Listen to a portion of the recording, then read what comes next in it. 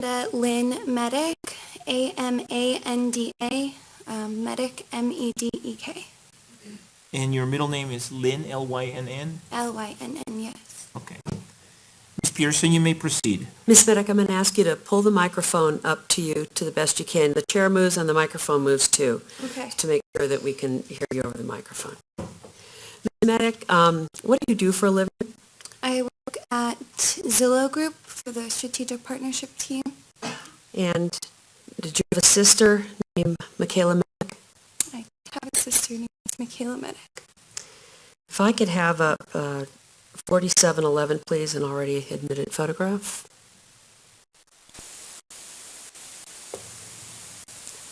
Is this a picture of Michaela? That's a photo of Michaela. You can take that down. How old are you, and how old was Michaela in relation to you? So I'm currently 30, and my little sister was 4 years younger than I am. So how old was she when she died? So she had just turned 23, and I had just turned 27. And I'm still going to ask you, you're very soft-spoken. If you can pull the microphone up to you a little more. This is a heavy chair. It is a heavy chair.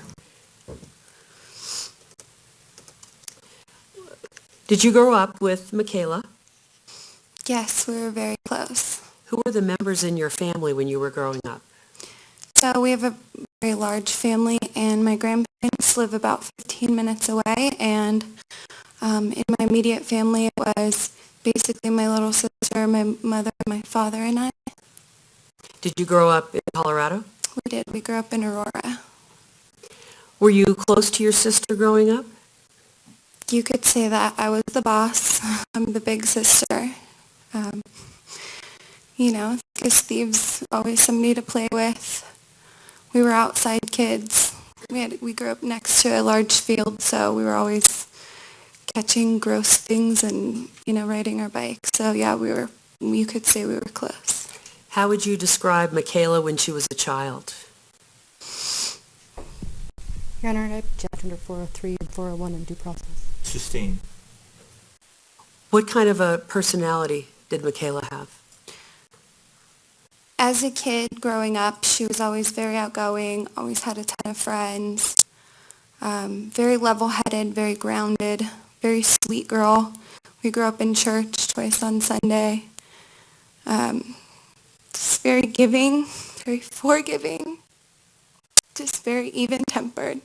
It's kind of like she knew she had a secret, She knew that the day would continue day by day and no anxiety was needed. Life would just go on. So I'd say she's a gentle, sweet, loving kid. What was her relationship like with your mother? We're all very, very close. So I think that this has brought us closer. They're exactly the same person, very calm, very easygoing, while, I'm the opposite. I'm always going forward and moving and anxious, and she's just very calm and, grounding, easygoing. We're all very close. My grandmother, she was really close with my grandmother. I mean, she lived 15 minutes away, so we were always over there. We're just a very tight-knit clan.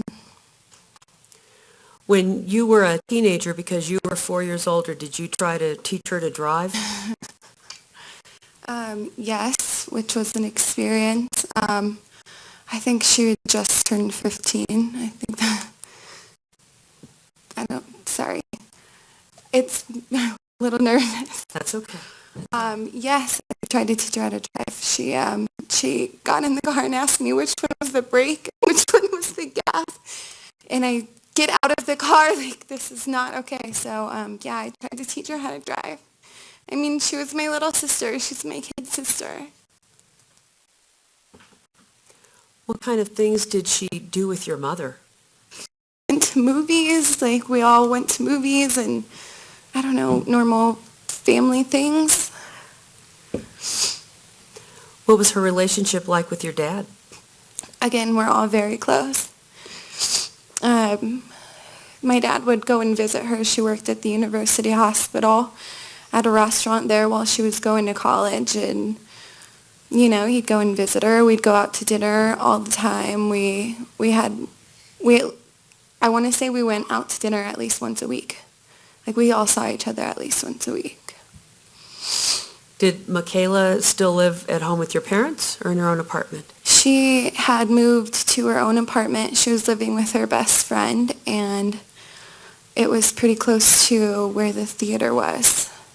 So she had recently moved out. She was starting to become a college kid. When was the last time that you talked to Michaela? It was a few days before. We were talking about what we were going to do for my grandmother's birthday, which was on that date, but we were discussing what we were going to do on the weekend. Was your grandmother's birthday on July 20th? Yeah, my grandmother's birthday is on July 20th. Do you still celebrate her birthday on July 20th? Your Honor, objection 401, 403, due process. Overruled. I think that celebrations are dulled and limited, but we definitely are still a very close family, and we still get together and celebrate each other's lives. How did you learn about the shooting?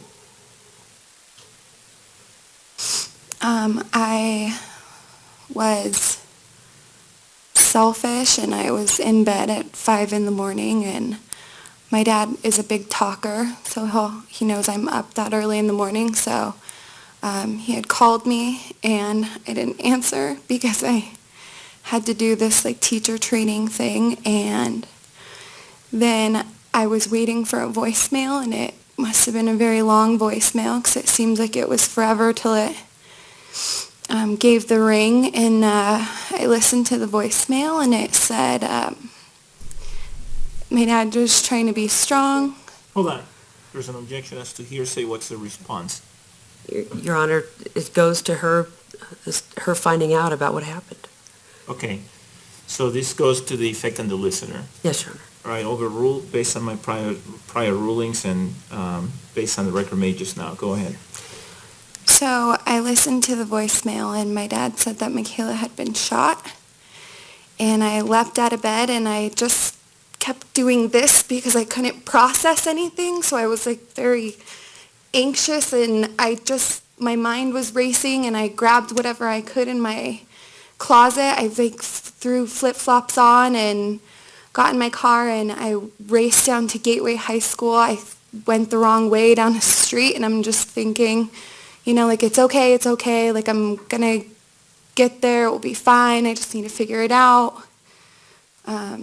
So I got to Gateway High School, and my parents were there, and a ton of my sister's friends were there, and I just started asking questions, what's going on, who have you spoke to?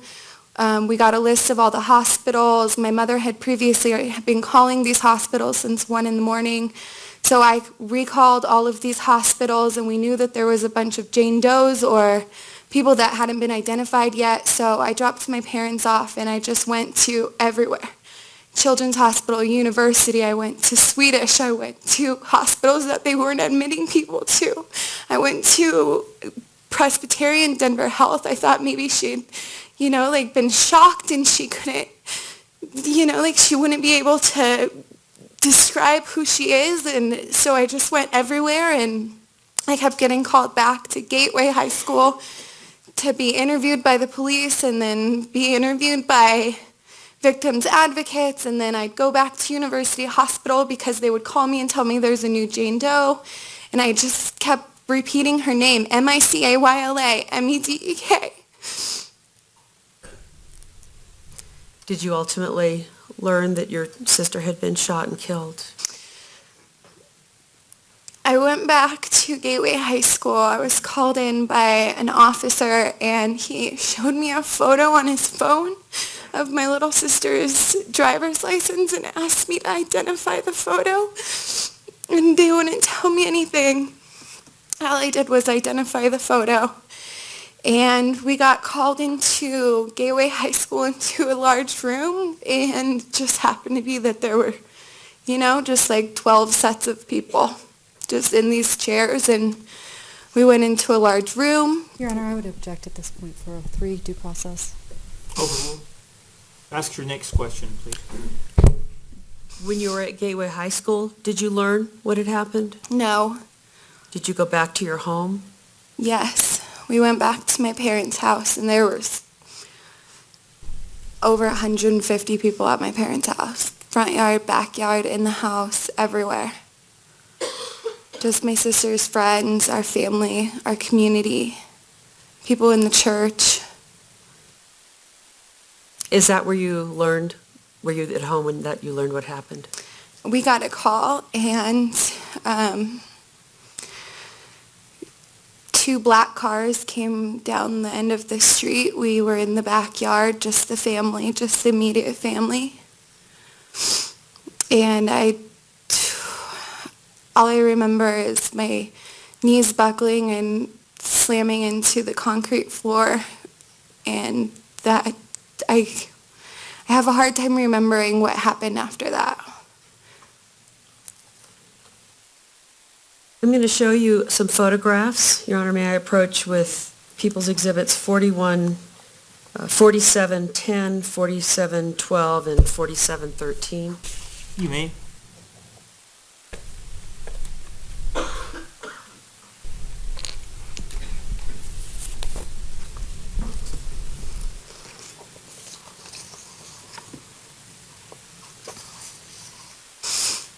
Do you recognize these photographs? I do. Who are they photographs of? They're photographs of my family and my little sister. Your Honor, I'd move for the admittance of People's Exhibits 4710, 4712, and 4713. Any objection? Nothing additional, Your Honor. All right, based on my prior rulings, P-DR-4710, 4712, and 4713 are admitted and may be published. Could I have 4712, please?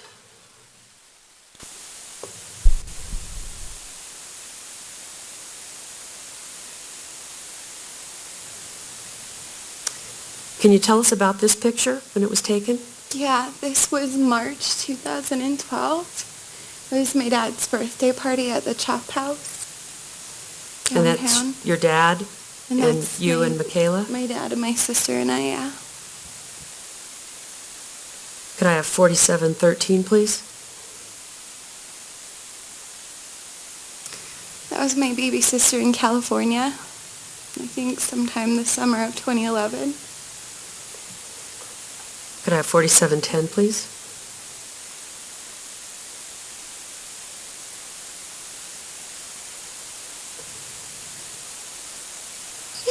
That's Thanksgiving, 2011. My sister framed this photo for me and gave it to me on Christmas. Was that a typical kind of thing for her to No. do? She was so loving, but not very sentimental. So it was very surprising that she had printed and framed this photo in a frame that said "Sisters Always." She was really funny with gifts. They were very, she was a college kid, so you'd get a Christmas card with an IOU in it for like, I owe you dinner, or like things that, to spend time with you, I owe you a movie, but it was never like, I owe you an iPod or something, like it was always like, I owe you dinner. And did she, in fact, then take you to dinner at some point? I don't think I got the dinner this time. I got the photo.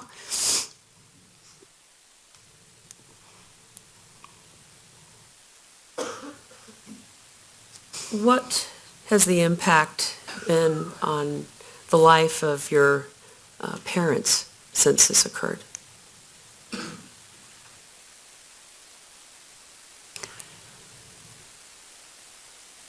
You never expect to lose your kid before you go, They've definitely bonded together. You either separate or you bond together. They're very close now. They're both on antidepressants. just depressed, a lot of anger, a lot of grief to work through, and they're working through it together. It's a hard subject to bring up. I think your parents try and be supportive and strong for you, so I think that they're showing a lot of strength. And for you, what's been the impact for you? I mean, I'm kind of an emotional wreck here. It's been a hard 3 years. I don't remember time periods of my life. Like, I don't remember, like, periods after it happened. I was self-medicating. Like, it's not easy. Like, I lost my little sister. I don't have, these monumental occasions. I don't have, like, my sister's not going to be there. I think it's really hard to try and change the dynamic of your life in this whole new paradigm of being an only child, and it's really hard. You said that you used to go to a lot of movies. Do you still go to movies? Absolutely not. I can't walk into a movie theater. There's absolutely not.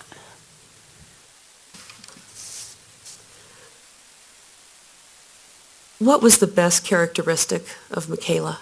What did you love best about her? Loving, just filled with love. Loved kids, loved people. If you needed a friend, she was a great person to sit down with you. If you needed anybody, my sister would be there. Loving, so loving, kind, sweet, innocent. She was a kid. She was just learning, like she was just about to be a college kid. She was young. She never fell in love. She never, got to have a family. She never she had big trips, big plans. She never got to do any of that. Honor objection 403 due process. Sustained. Ask your next question, please. What do you miss most? Selfishly, I miss my sister. I miss, like having somebody to talk to, having somebody to call. I miss my grounding force. She always understood everything. Like you have a special bond when you grow up with somebody. Thank you. Is there any cross-examination? No, Your Honor. And the jury does not appear to have any questions for Ms. Medic. May Ms. Medic be released from her subpoena?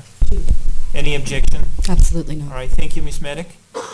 Call your next witness, please, Mr. Brockler. Your Honor, the people call Teresa Hoover.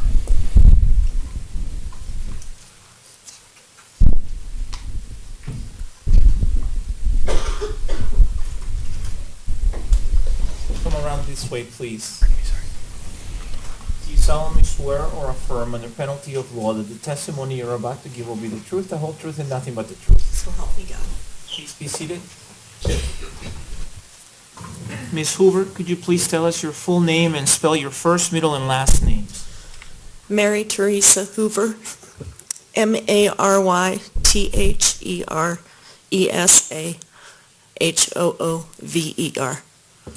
Mr. Brockler, you may proceed. Thank you, Your Honor. With the court's permission, I'd like to publish 4671, which has already been admitted. You may. Ma'am, can you tell us who's in this picture? That's my son AJ, with the love of his life, Samoa. Thank you, ma'am. Ma'am, I want to ask you about AJ in terms of the impact that his loss had on you and others, but also so that we get to know AJ a little bit better, okay? Okay. First off, when was AJ born? September 20th, 1993. How old was he when he was murdered? 18. That name AJ, where'd that come from? Jonathan is his middle name. Alexander is his first. His father and I liked racing, and AJ Foyt was big, so Alexander Jonathan AJ, last name Boik, rhymes with Foyt. Sort of. AJ Boik. Did he ever go by Alexander or Jonathan? No, always AJ. Or Age. You talked about his father. Yes. When did his father leave the picture? He was just turned 2.5, I believe. Did you end up raising AJ by yourself? AJ and his brother. Judge, can we approach, please? Yes.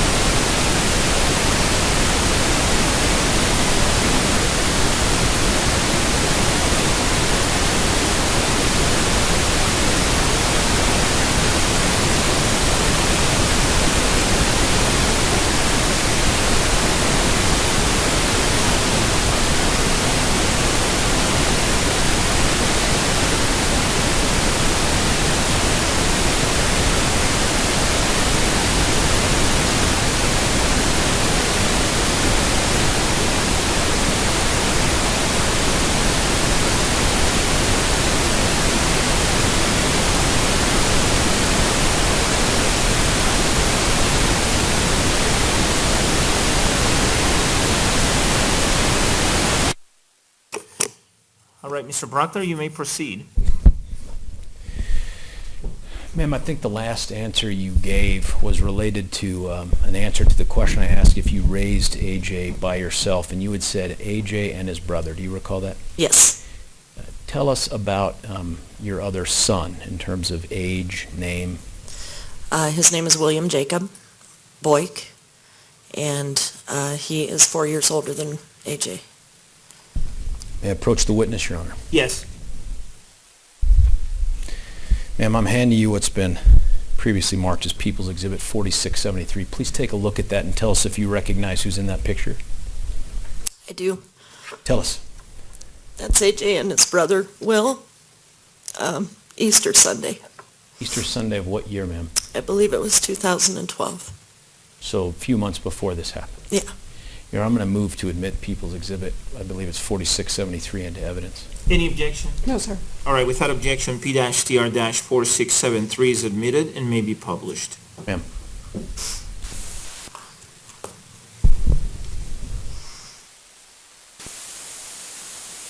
Pretty cute. Is that them? Yeah. And is that his brother on the right? Yes. AJ's on the left with his earbuds. And how far apart were they in age, ma'am? 4 years. Thank you. Tell us, if you would, prior to his murder, what was his relationship with his brother? They had each other. AJ would go visit him up in college every once in a while. They always played tricks on me, and they were pretty tight. Best friends. That's all they had was each other, so they took care of each other. You had said that your older son was away at college when this happened. Where was he going to school? Fort Collins. Who was in the home with you at the time that this happened? Who lived with My dog. you? And AJ? Yes, but when it happened, it was me and my dog. Where did you live when this happened? In a townhouse right by Gateway, about half a mile from Gateway. When you say Gateway, do you mean Gateway High school, yes. How long had you lived there? At that time, it had been about 12 or 13 years, I believe. Is that the home that the boys grew up in? Yes. Okay. For us to better understand AJ, tell us about who he was leading up to this event. Describe his personality to us. He was funny. How so? He was always, he made me laugh on a regular basis every day. For example, I'd wake him up in the morning and tell him he'd have to get up, and he'd make some wisecrack like, your face needs to get up, or You know, that whole "your face" phrase that goes around, he was big on that. And he bounced into rooms. He was caring about other people. He skateboarded, he played baseball, he loved ceramics, he loved music, he loved La Samoa. Everything was good for him and to him, and he took that and gave it to everybody else. You didn't see him sad and depressed a lot. He was a very happy child. Did that happiness just stay within the confines of the home? No, he made friends everywhere he went. That Gateway High School you lived next to, the one that we've heard about, where a lot of people went after this murder. Is that where he went to high school? Yeah, him and his brother both graduated from there. When did AJ graduate in relation to this crime? He graduated in May 2012. 2 months before this? Yes. You went through a bunch of things that were passions of AJ's, and I want to talk to you about a little bit of those, okay? Okay. First thing you talked about was skateboarding. Yeah. Tell us about that. He skateboarded all the time. He loved to skateboard. He liked to help other kids in the neighborhood actually skateboard. There was a kid in the neighborhood that he didn't think was being treated nice by his family. He was worried about him. And he decided so this boy didn't have to stay inside and be sad and scared of his father or whatever was going on. He decided to give him one of his skateboards so that he could go skating with AJ. So he would take AJ, or AJ would take him to the skate park or skate around the neighborhood, whatever. And he was probably 4 years younger than him. But that's how AJ was. He took kids under his wing and helped him feel like everything was going to be okay, that he had your back.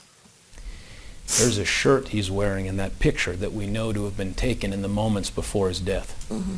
And it says Hurley on Yes. it. Tell us about that. That's the shirt he was wearing when he was killed. And what's Hurley in relation to skating? It is a skate company. There was something else you talked about too. You mentioned he played baseball. Yes. Tell us about that. He played baseball as catcher from the time they would pitch to the kids, so about 4 or 5 years old. And he always played catcher. His first baseball coach gave him his catcher's mitt from when he was a child because he knew that AJ was going to stick with it. And instead of giving it to his own son, he gave it to AJ, which touched me and touched AJ too. Did AJ dream of being a major league player? He did. Every boy does, but he actually thought he was going to do it, and I didn't want to step on his dream, but I kind of had to throw him a little bit into reality. I feel kind of bad about it, but I told him he could always try, but don't count on making the major leagues alone with just that to fall back on. You got to have something else, so he decided to go into art. Well, let's talk about that for a moment. Here's a skateboarder Mm-hmm. who's been playing baseball since he was 4 or 5. Mm-hmm. But was he musical? Very. Tell us about that too. He played the viola. He started when he was in 6th grade. He came home and said he wanted to play the viola, and my mom and I looked at each other and said, all right, thinking, this would be a passing phase, but he stuck with it for all through high school. Ended up first chair. At the high school orchestra? Mm-hmm. Yeah. Is that yes? Yes, sorry. That's okay. It's just for this lady. Yeah. Did he have plans to continue to play the viola in some capacity had he lived past I the think 20? he would have. He had to... I'm sorry, ma'am. Object under 403 and lock it. Is it consistent with my earlier ruling, Mr. Bruckler? I believe it is based on conversations they had, Jeff. Based on my earlier ruling and given what was just said, I'll allow it. Man, let me focus you on this. Okay. Did he talk to you about how he wanted to play the viola? Is it viola or viola? Viola. Viola. After high school. Yes. Tell us about it. He had discovered a band that had the viola, I always want to say viola too, the viola and the cello in it, and it was actually a rock band, and he was pretty excited to have me listen to it because he thought he could pull that off. So I told him to try it. It didn't sound as good as I think he wanted it to, but he knew that it was possible, so. We're going to come back to this other person, but did his involvement in the orchestra ultimately lead him to his fiancée? Yes. Tell us about that, too. AJ met La Samoa when, in school. They went to school together, of course, so they had met each other, I think, in passing, but they were both she was in band. I believe she played the clarinet, and I think she played the cello at one point, too. I don't recall for sure. But they had gone to South Dakota on a band trip, and that's when they decided that they liked each other, and then they came back, and that's how I met her. We'll get back to La Samoa in a moment, but this viola-playing, skateboarding catcher, something happens in his sophomore year that changes his focus as to what his true passion is. Is that right? Yes. Tell us. He discovered ceramics and was very good at it, and brought home these beautiful pots, and my house is full of them now, but he decided that he would like to turn that into a teaching career and eventually have a studio of his own.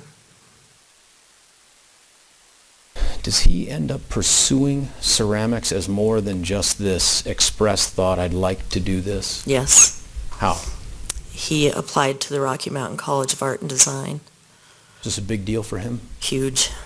How so? He was so excited when he got to apply there, and then he turned in his notebook, or whatever you want to call it, full of his work, his photos and everything, and he turned that in, and they called and asked if he was interested in going to the school, and he of course said yes. So we did an over-the-phone interview, and then they called back and said, we'd like to offer you scholarships and all that good stuff. So How did he react to that? he about jumped out of his skin. He was so excited because he loved it, and he knew he was going to be able to teach kids the art of ceramics. Is that what he talked with you about? Mm-hmm. Yes. Now, was AJ different before La Samoa than after he met La Samoa? Yes, very. Well, not very, I shouldn't say that, but he wasn't as focused as he was after he met La Samoa. Talk to us about the difference that you saw in your boy after he met the love of his life. Well, before he was, I don't know if I should say flighty, but kind of scattered. He was so busy having fun with everything that he didn't really focus on the important things like his schooling, and he knew he was going to get a C, that was okay. But when La Samoa came around, she kind of laid the hammer down on him and told him, if you're going to be with me, you're going to be a graduate, basically. And she helped him graduate, basically.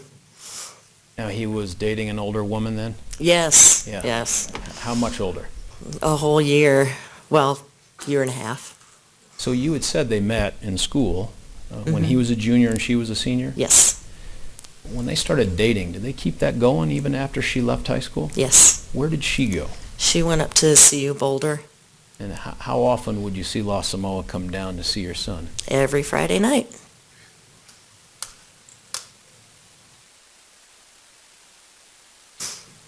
You talked about her having an impact on him. Did he seem different to you in terms of his outlook on life, his happiness, his... Yes, definitely. He saw a future. He knew she was his future, and he had told me that too. Did he talk to you about marrying her? Yes. Did you have some concerns about the age? Well, I told him that I loved her as much as she did, or as much as he did, but to please refrain from having children until he got out of college. Good mother. To put it nicely. He You talked about him making friends easily. Yes. Is that true throughout high school? All of his life, he made friends all the time, easily, wherever he went. May I approach the witness, Your Honor? You may. Ma'am, I'm going to hand you what's been marked as People's Exhibit 1083. It's a disc that purports to be 2 minutes and 12 seconds long. Have you seen that before? I have. Where have you seen it? I saw it this morning, and I helped create it. Do me a favor and tell us, without going into the detail of every single picture, what is on that disc? AJ being AJ. Happy, free-spirited, loving, silly. Does this disc contain fair and accurate, as best we can under the circumstances, representations of your son at the time leading up to his murder? Yes.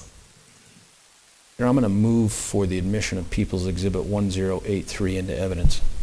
Any additional record? Nothing additional. All right, based on my previous rulings and records, P-DR-1083 is admitted and may be published. Now, ma'am, what I want to do, though, before these folks get to see this, I want you to tell us in a little more detail what sort of things are we looking at here, because out of context, you don't really know what's going on. You'll see AJ planking. You'll see AJ... Oh, hang on. What's planking? Well, young kids know what it is. I didn't know it until he showed me. It's where you're able to, like, make your body straight on a awkward source or surface. You know, where your body is... You'll see. But, Sure. yeah. I don't even know. I can't do it. That's all I know. So, you'll see him making a frowny face that looks like his face is rubber because we thought it was. Now, hang on. Talk about that rubber face. His skin was weird. He was able to stretch his neck out so it looked like he had a pencil there, or he could make a really upside down frown just by, and his cheeks were rubbery, and he says it's because he was so fat as a kid, but Would he do that to amuse people? yes. Go on. What else are we going to see in there? You'll see him with La La Samoa. Yeah. Yes. You'll see him with his friends doing cheerleading things through the school. He would be kind of the pep rally guy at the volleyball games. He would wear the girls' volleyball shorts and paint his face with that black face paint marker stuff and just kind of get the crowd riled, and he got in trouble for that a number of times actually because he disrupted the games. Just AJ being a ball of happiness is really the only way I can describe it, but... Is it wrong to call him the class clown? No, not at all, actually.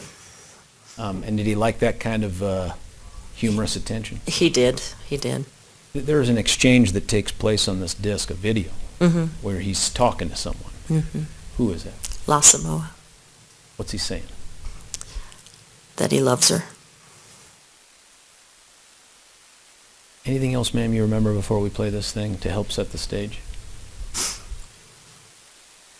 It's hard to put it all into a few seconds. I had him for 18 years, and to know that I'm not going to have him be the father of one of my grandchildren or give me La Samoa as a daughter-in-law or be here to be an uncle to his brother's children. I can't. There's a hole. I'll ask you more in just a moment, ma'am, but right Okay. now, publish that.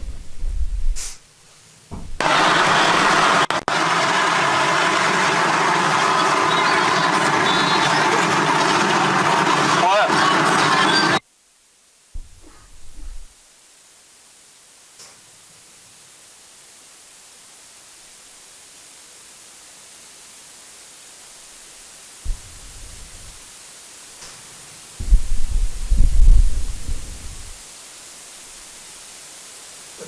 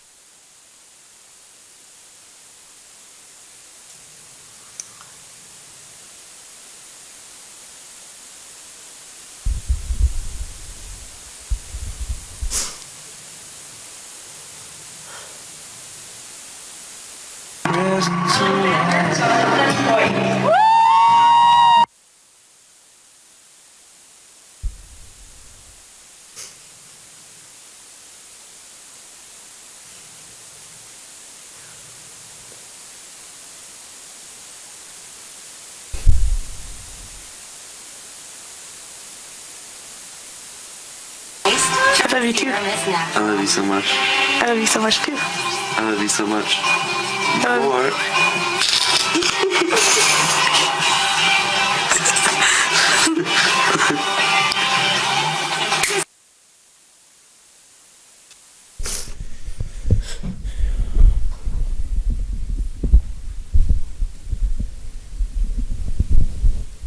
You okay? Yeah. Forgive me for backing up and asking a bit, but was that Lord of the Dance they were doing? Or something in there where they were all up in the air? Yes. Doing their little, was that? Yes.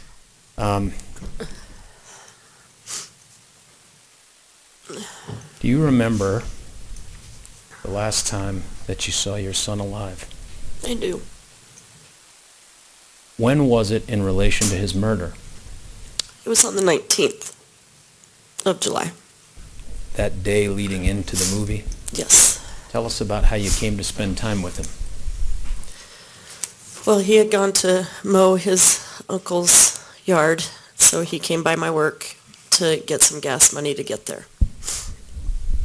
He met my work people, and then after I got off work, I got home and he was there, and I knew he was going to the movie, so I asked him if I could take him out to dinner, and he said he didn't want to because he had to go watch La Samoa do her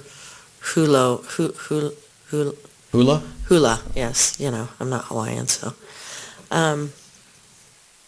So I said, okay, if you're not going to dinner, I'm going to Dairy Queen. And he said, well, I'm down, of course.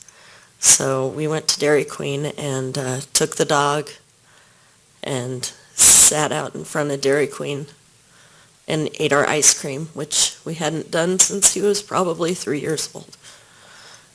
So that was a nice kind of memory to have, but... Do you remember when you found out about the shooting? Yeah. How did you find out?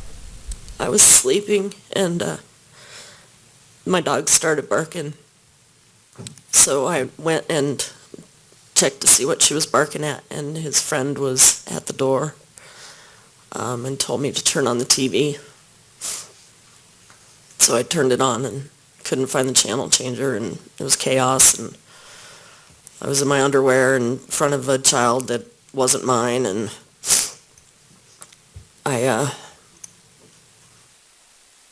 he went and got his mom out of the truck and brought her, and to try to get me to focus, I guess. But so I got some sweats on, and I grabbed a picture off the wall, his graduation picture, and then she drove me to Gateway High School.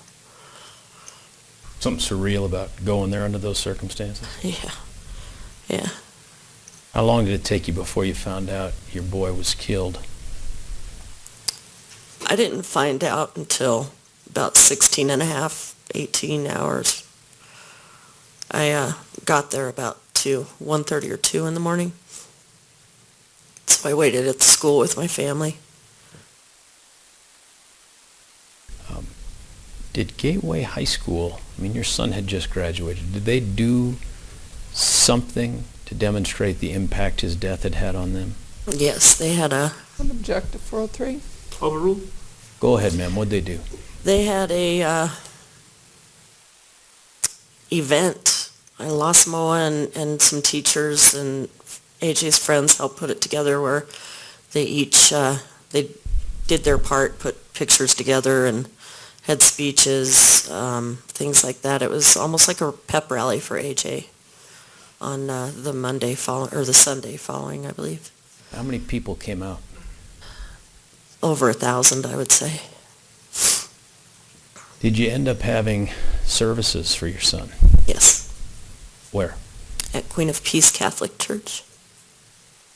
How many people turned out for that? They estimated about 1,200 people. Were these people that, without getting into all the specific details, people that spanned your son's life? Yes. Baseball coaches, teachers from elementary school, family from out of state, in-state, neighborhood friends, school friends. Because of their significance to him, was he buried with anything? Yes. Tell us what. Object to 401 and 403. Would counsel please approach for just a moment?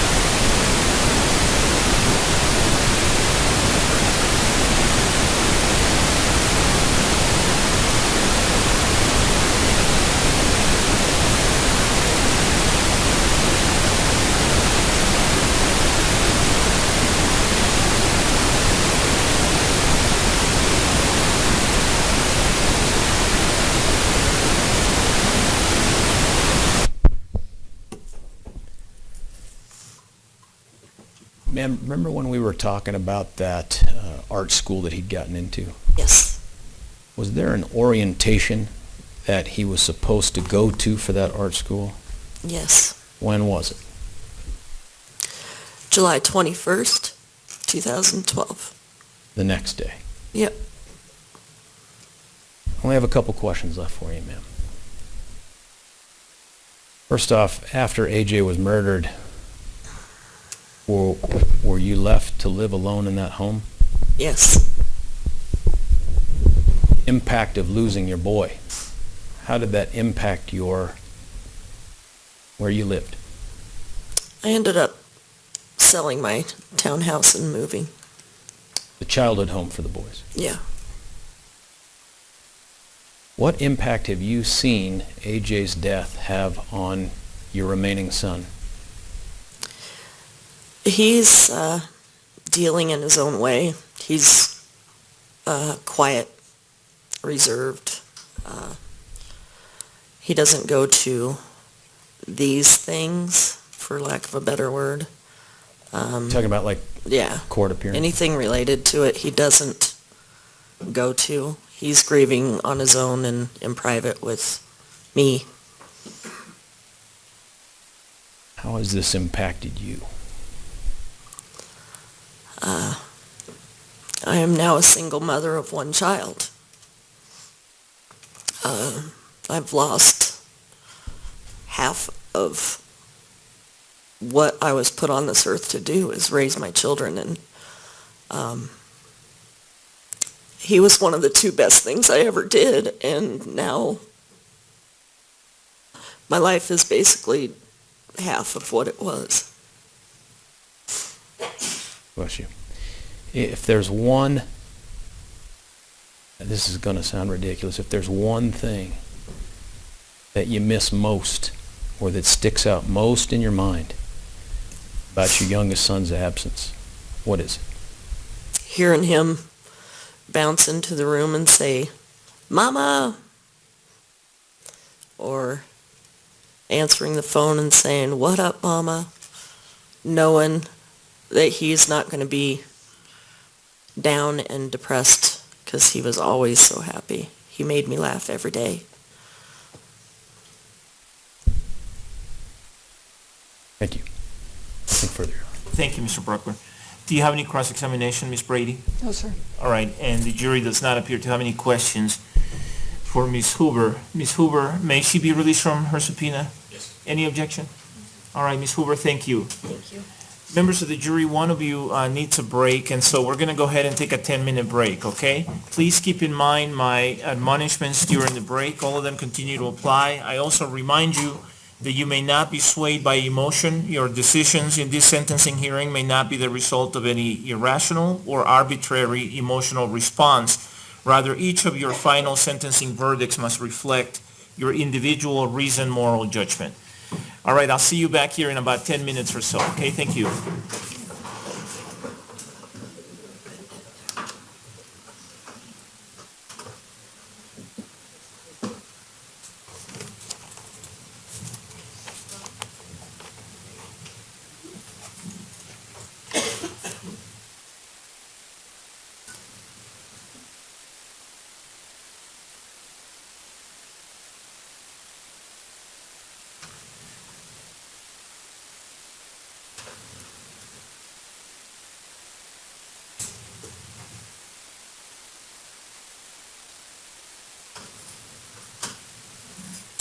Please be seated, everyone. The record should reflect that the jury has exited the courtroom. The note that was sent to the court by one of the jurors reads as follows: "After this witness, I am sorry. However, I need to ask for a break. Thank you. 5 to 10 minutes." And we'll mark it as a court trial exhibit. What's the next court trial exhibit number? Okay, we'll mark it as C-TR-117. All right, let's take a 10-minute break. I'll see you back here after the break. Thank you. The court will be in recess. Please rise.